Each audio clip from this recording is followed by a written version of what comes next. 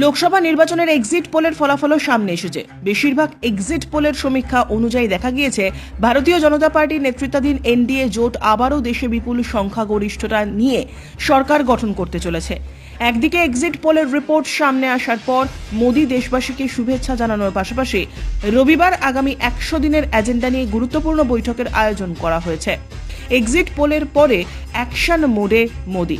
Exit পোলের ফলাফল সামনে আসার পর প্রধানমন্ত্রী বলেন, আমি আত্মবিশ্বাসের সঙ্গে বলতে পারি যে ভারতের জনগণ এনডিএ সরকারকে পুনরায় নির্বাচিত করতে রেকর্ড সংখ্যায় ভোট দিয়েছেন।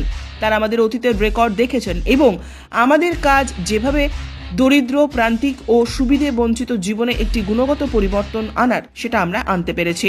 তার ভিত্তিতেই মানুষ আমাদের ভোট দিয়েছেন। তাই কাল বিলম্ব না করে সরকারের অগ্রিম কর্মসূচি সাজিয়ে নিতে চাইছেন প্রধানমন্ত্রী। তবে রাজনৈতিক মহলের মতে আত্মবিশ্বাস সবসময় ভালো, অতি আত্মবিশ্বাস ভালো নয়।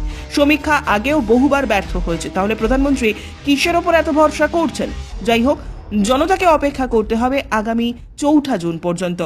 ব্যুরো রিপোর্ট, উত্তরের প্রহরী।